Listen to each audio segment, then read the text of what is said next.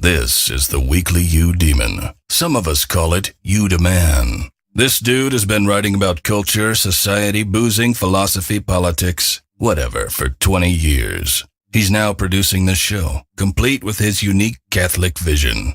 I encourage you to listen. It's good stuff. Sometimes he's even sober during the show.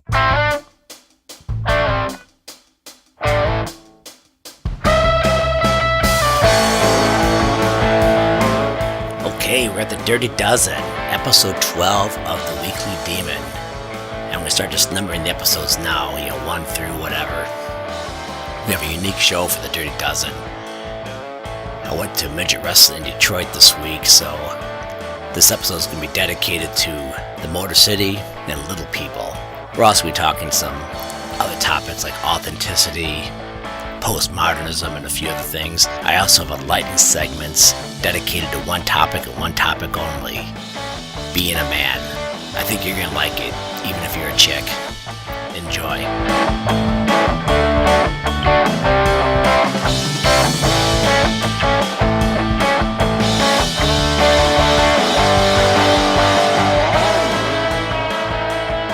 Idiot, trash, F-tard. Those are just a few of the words my friends used to describe me when they heard us going to Extreme Midget Wrestling in Detroit last week. Well, I'm going to tell you what I saw there. It was a heck of a lot of fun. My 4 sons and I and my godson slammed into Greek Town at 6 o'clock in Detroit. Had a nice dinner, quite a few drinks, went to an arcade bar, had quite a few more drinks, then went to Extreme Midget Wrestling. The place is packed. What I found really interesting, though, it was packed with dudes like us. Just a bunch of middle-class guys hanging out, acting like idiots, watching this thing. I really thought I was going to just run into a bunch of white trash. But I tell you what, I heard very little swearing in the audience. Again, best way to describe it are just a bunch of guys like my sons and I going out and having a good time, just acting like idiots, cheering these guys on. It is 100% just an act. It's just like, WWE brought to a little guy level. What I was also really struck by, it was probably close to 90% men. There were very few women in the audience. I found that really humorous. Very few children. I think I saw maybe 3 guys, I'd say were under 18. My son is 15, and I saw like maybe a 10-year-old. Other than that, though, it's pretty much just all men. I'd say ages 20 to 40 was the basic range. I guess there are, and by the way, my friends who called me those words, they said them jokingly, as far as I know. Maybe behind my back they called me other things, I don't know. They probably do it every day. But there's 2 arguments, I guess, against Extreme Midget Wrestling. Because I actually had one client/friend actually did look a little disgusted with me. He goes, don't even want to hear that you're going to that. So he's a little more on the liberal side, by the way.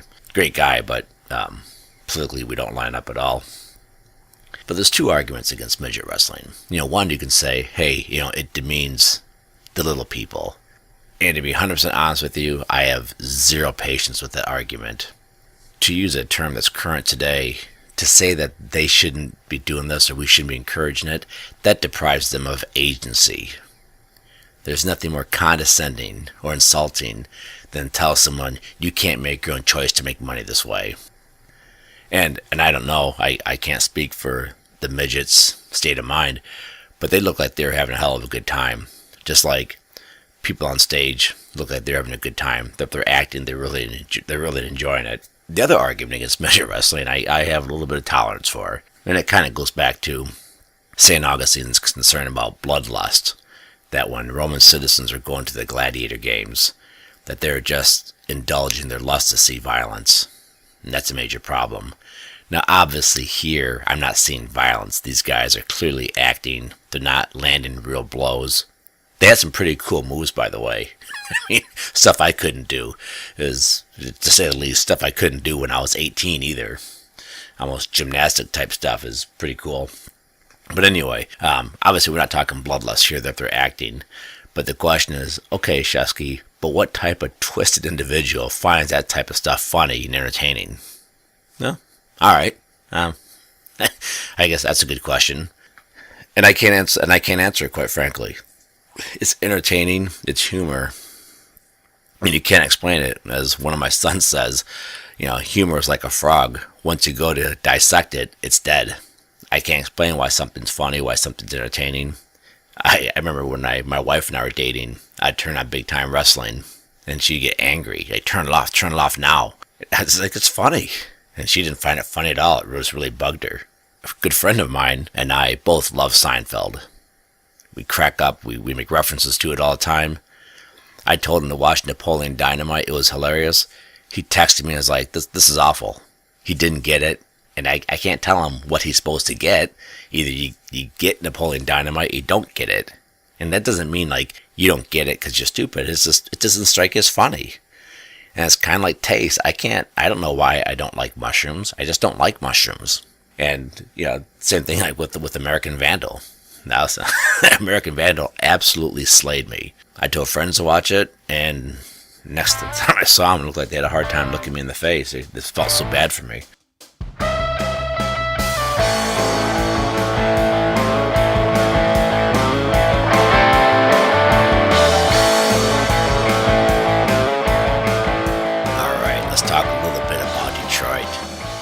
I want to take you back to an article I read back in the 1990s. And I don't even remember the context. I just remember the writer commenting on Detroit and saying that people don't understand what a huge devastation this has been. He goes, back in the 1950s, Detroit was considered one of the great cities of the world. Up there like with Chicago, London, whatever. And maybe he was exaggerating, I don't know, but I remember it was a respectable magazine. And he goes, and what's happened over the past 50 years is just alarming and just mind-boggling how bad things are. I remember back when I lived there in the early 1990s, people say they're gonna start living downtown. I was like, yeah, that's like the old saying, like a conservative is a liberal who's been mugged. I said, yeah, you get over your idealism living down there. And now we're 25 years later, 2018, and I'm a believer. I love downtown Detroit. We parked at Greektown, made our way all around downtown Detroit, walked quite a bit. Now, my son, he broke his foot, he's in a boot, but he can still walk, but we had to walk enough that he's having troubles keeping up with us. And the reason I say that is because in the old days, like back in the 1990s, there's a very small swath of where you could walk and felt safe. Basically, you walk from Joe Louis down Jefferson to Greektown, and that's it. And that area is now at least tripled or quadrupled in size, and it's growing every year. And I'm going to go out on a limb here, but I like downtown Detroit more than I like downtown Chicago. And I'm not just trying to get shock value there, because honestly, you look at the two, there's no comparison. Downtown Chicago's far, far, far nicer. But here's the thing about Detroit. It's authentic. When you go to these bars, you're not hanging out with a bunch of tourists. You're hanging out with other Detroiters, people just got out of work, the working class. When you're downtown, it's mostly white collar. But years ago, I was in Chicago with Marie, and she had to do something, and I wasn't going to go. So I had like 2 or 3 hours to kill by myself. And I said, you know what? Every time I come to Chicago with you and the kids, we just do a bunch of kid things. I'm going to start hitting some of these iconic bars here in downtown. And so I start hitting them one at a time, boom, boom, boom. Now I'm going to talk to the locals and hang out. Get a feel for Chicago, and I'll be a Chicago guy for an afternoon. Well, that didn't happen. Those iconic bars in downtown Chicago, they're just a bunch of tourists like me wanting to feel like Chicagoans. It was kind of like Disney World for adults. It's just all artificial. It's all fake. You don't have that in Detroit. And by the way, my niece went to Loyola University, and she loves Chicago. And I was telling her, I said, hey, Mary, I'm not trying to be offensive here. I said, but I just don't like downtown Chicago. It's all fake. And she goes, well, yeah. She goes, if that was my view of Chicago, I'd hate Chicago too. And she goes, you need to come up where I am on the north side of Chicago. And I did it. Took her up on it one day. Went up there, hit some of those neighborhood bars. Saw some of those areas. Love Chicago. But downtown, like that Magnificent Mile and all that, it's like, oh gosh, just get me out of here. And that's why I said I prefer Detroit far more. Also, another thing like about Detroit, I get back there maybe every year or two, and every time I go down there, there's something new, either big or small. Either some building's been reclaimed, from the rubble, or there's something new to do. The new thing this time was a thing called the Bird. These are little motorized scooters that you can unlock them with an app tied to your credit card. You unlock them for $1, and you pay something like 15 cents for every minute, or 50 cents a minute that you have it operating. And then when you get done, you basically lock it and put it back. I'm not usually have to lock it. I think you just put it down and it locks. And they're sitting out there. They can be picked up and stolen by anyone. It's really, they're just really, really cool. Yeah, they all have trackers on them. So if someone steals them, they're going to track it down and take it back from you. But yeah, it's pretty cool. These things all over the place and people zipping around on them. Helped my son immensely with his foot. We just rented one of these things for $2 and he could keep up with this just fine. I guess they go like 22 miles an hour. They're easy to ride. I was even able to ride them after my 5th gin and tonic. I didn't have a problem at all.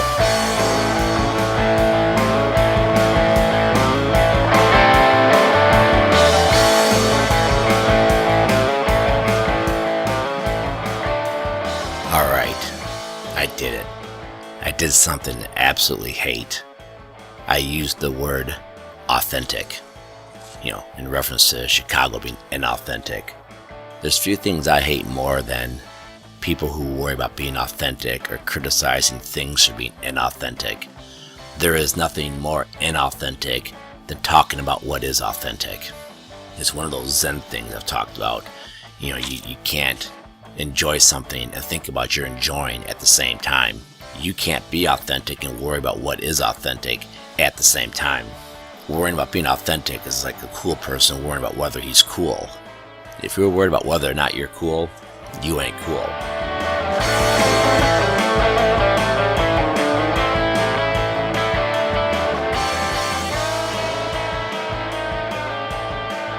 The fevered mind of a drunk is a funny thing.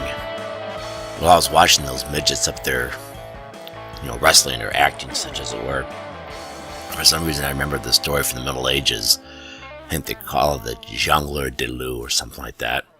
Basically, the background of the story is this court jester left that job and went and entered a monastery back in the Middle Ages. Years later, there was a feast of Our Lady. The monks went up, there's a big group of monks there, and they went up one after another and did something special for Mary. And I don't know what they did. They read poetry, or maybe poetry they wrote or whatever. But the jester was too embarrassed because all he had were a bunch of court tricks he would do to entertain the king. And he was too embarrassed to do anything. So that night, after everyone had left and the monastery was dark, he went down back in front of the statue of Mary and just juggled in front of her. Just stood there in the dark, lit by candles, juggling his balls. The legend says, Mary turned to him and said, "I liked your gift the most of all." It's one of my favorite stories of all time. I don't want to sound like a fag, but I get a little choked up thinking about it. And for some reason, I remember thinking of that when I was watching these midgets up there wrestling Wednesday night. It wasn't exactly a monastic setting, although we were in a thing called St. Andrew's Hall. I don't know if that helps at all.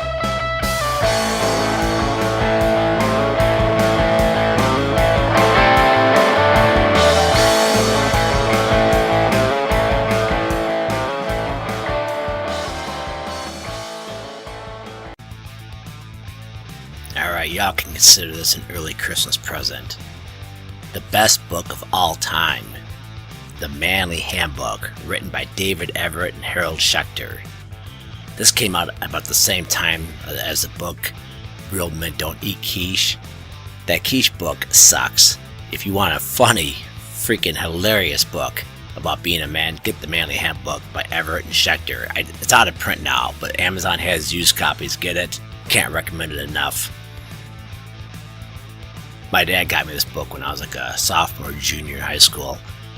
It quickly was circulated among all my friends, and we all just lapped it up. It's a book that basically takes every manly characteristic and magnifies it by 10. And then, as evidence or proof that what they're saying is accurate, they cite examples of like Charles Bronson, Clint Eastwood, John Wayne, G. Gordon Liddy, Mickey Spillane. It's just absolutely hilarious. What the hey? I think I'll go ahead and dedicate all these lightning segments to excerpts from the Manly Handbook. It's good stuff. One section is devoted to the man's woman. Here's the passage that says, basically saying a woman doesn't go run and cry to her man when she has a problem. When she's got some womanly problem, she's pregnant, she got fired from her job because the boss found a secretary who can type faster, her aged mother just passed away. A man's woman doesn't go running to a man and laying it all on him. A man can't be bothered with that. He's got his own problems. Maybe the Yankee game just got rained out, or the carburetor on the Chevy is acting up again. If she's mad enough to be a woman, she should be mad enough to tough things out on her own.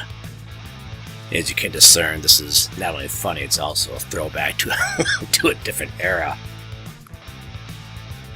If you're curious, they have lots of lists, like this list of Manly songs. I'm a Man by the Spencer Davis Group, 500% More Man by Bo Diddley, Anything Ever Recorded by Waylon Jennings. Although Waylon later came out as a pretty far leftist, so it's kind of surprising that made it in there. Walk Like a Man by the Four Seasons, Ballad of the Green Berets, Hot Rod Lincoln, Stand By Your Man, The Fight Inside of Me, Convoy, Folsom Prison Blues, and a couple others.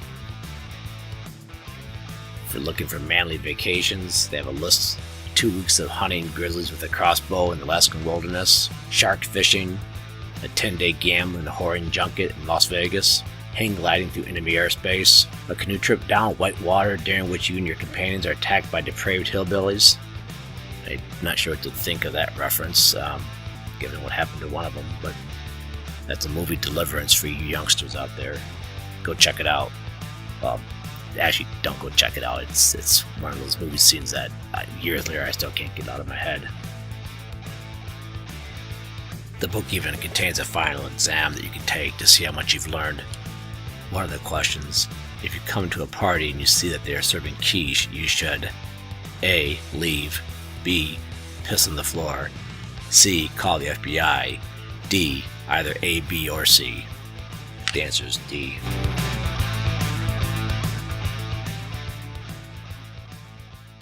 I don't think I've plugged any charities here on the Weekly Demon, but I'm going to plug one today. I want to plug Focus, Fellowship of Catholic University Students. My sons, Jack and Michael, go to Eastern Michigan University, where they have a pretty active Focus chapter, and I'm just stunned by what I've seen, quite frankly. Michael actually lives with the Focus missionaries. Focus, they send out 1 or 2 missionaries to various campuses throughout the United States to try to basically help keep kids Catholic. At Eastern Michigan University, these 2 missionaries live above the campus church, or it's not really the campus church, it's the church that's situated just right across the street from campus. And Michael's one of the 6 kids who lived there with these missionaries. And that's where I stayed after Midget wrestling. My youngest son Max and I went back to Ypsilanti and crashed there in the upstairs of this church. It used to be a convent, and it was a great experience. For one, it's fairly clean and things like that. But the afternoon when I first got there, I'm walking through the family room, which is like a great big meeting room, and there are a bunch of pretty burly, kind of intimidating looking guys sitting around in a circle or in a square on the furniture. And my son Jack stayed and talked to him. I put my stuff away. When we left, I asked Jack who they were. He's like, "Oh, those are like a lot of the Catholics from the Eastern Michigan football team." And it's a good football team. They're going to a bowl game this coming Saturday against Georgia Southern. And yeah, Jack said, yeah, he goes, the quarterback, they're one of the best wide receivers, one of their best tackles. He said they're all involved, in the Catholic Church, through this Focus ministry. And I was kind of impressed. Even more impressed as I was walking away, I saw they're watching a video of some sort, and it was Robert Barron's Word on Fire. Late that night, when I got back from midget wrestling, I had to go to the bathroom. On the back of the toilet was a book about Mary. It wasn't exactly not exactly the college environment that I experienced. They're doing a very nice job forming Catholic men. I'm just, like I said, just in general, very impressed. You'll see beer cans around, but you won't see any Playboy. You'll see cigars, but you're not going to see any girls. And that's exactly the type of morals I brought my kids up with, which I think is traditionally Catholic, which is, hey, yeah, have some cigars, drink some beers, but gosh darn it, the premarital sex, stay away from it. Just kind of odd, in this day and age, our culture has it completely backwards. They completely get down on smoking and drinking, but yet they're okay at the premarital sex. But Focus is a thoroughly traditional Orthodox men's organization. Yeah, Michael told me that, basically there's a point like where the bedrooms are where basically no girls are allowed to go. You get caught drinking at Focus, you're underage, yeah, you probably can get in some sort of trouble. But you get caught bringing a girl back to your bedroom, you're out. Very strict. I said, so if you're looking for a place to donate money to, and you want an organization that's doing a freaking great job keeping college kids Catholic, consider Focus, the Fellowship of Catholic University Students. Can't recommend it enough. Hey, just a quick addendum. I went back and listened to that last segment, and I realized at a couple of points I said that Focus is great for young Catholic men. It's men and women. It's just that Jack and Michael are more involved in the men's side. That's why it's more focused, but they do a good job with both men and women.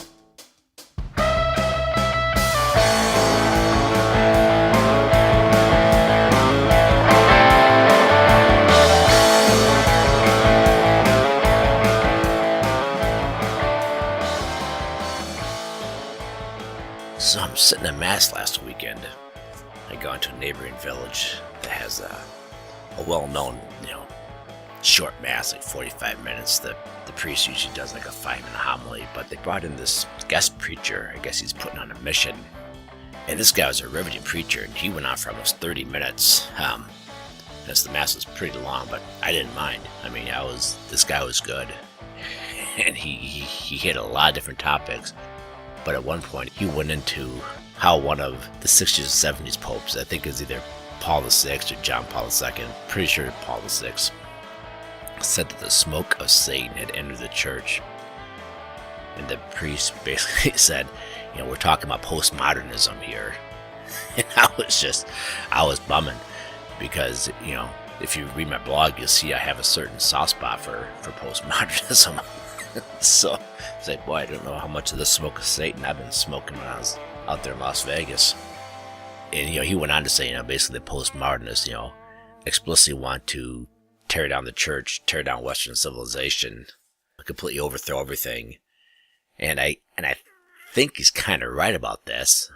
The reason I have a soft spot for postmodernism is because they're attacking everything.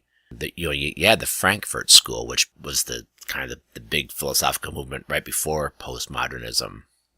And the Frankfurt School, they're communists. And I have no doubt that Marcuse and the others really did want to tear down the Catholic Church explicitly. Communism and the Catholicism are always antitheses. But the postmodernists, I kind of got the impression they just wanted to F up everything. They're kind of like vandals. They weren't trying to take anything over. They just wanted to scorch everything. Michel Foucault, one of the leading postmodernist lights, was a homosexual. I always assumed he had a lot of anger about Western civilization in general, therefore he wanted to attack all of it. But that would include the past 500 years of Protestant accretion to the Catholic tradition. I don't want to offend my Protestant listeners, but let's face it, Western civilization is Catholicism, okay? And you can say, well, Protestantism has done a lot, absolutely, undeniably. In the United States, Protestantism has done more than Catholicism to form the United States. No doubt about that. But you can't deny the fact that Protestantism is just an offshoot of Catholicism that came out of that tree. You can say, well, you're a better branch than we are a tree. I don't care. We can discuss that ad nauseum. But just putting in perspective, Western civilization is the Catholic Church.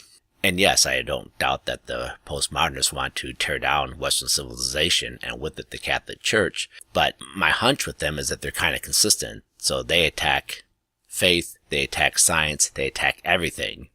And my whole perspective is, well, under Matthew 16:18, we know they're not going to tear down the Catholic Church. Christ himself says the gates of hell should not prevail against it. Well, so I'm not that worried about it, quite frankly. Whenever I kind of freak out at what Pope Francis is doing, I'm just like, well, yeah, he can't be a heretic by definition. So therefore, even though he is undoubtedly a far left political liberal, when it comes to matters, faith and morals, he's not going to deviate that far, and he really hasn't. That's a different topic. But my whole point was postmodernism is like, well, we have a lot of problems in the modern world. Have at it. Start burning the chaff. get rid of it, and that will only leave the Catholic Church standing.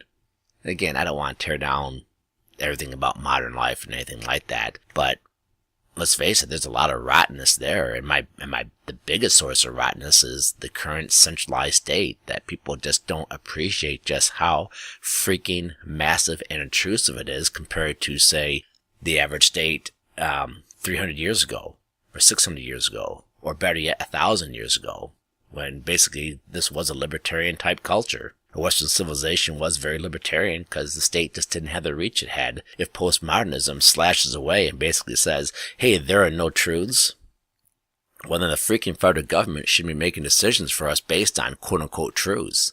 It's all just a matter of power. Everyone should see that that's a major problem, and therefore we want to take away central power. So anyway, I'm still working these thoughts out through my own head, but that preacher last week gave me pause, so I'm going to jump into postmodernism.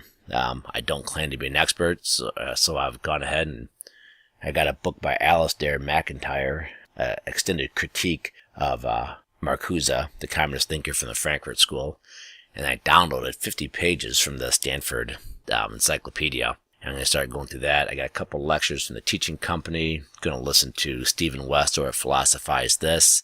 And I also have a Michel Foucault book that I bought last summer and I'm partway through. So I'm going to start plowing through it and see what I can come up with and get my hands around this beast a little bit better.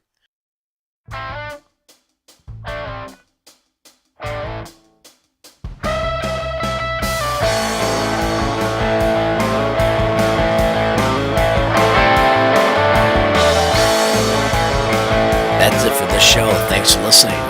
If you have not done so yet, please go to iTunes, to The Weekly Demon, and leave a review and give it a rating. I'm told that helps boost The Weekly Demon in the search engines.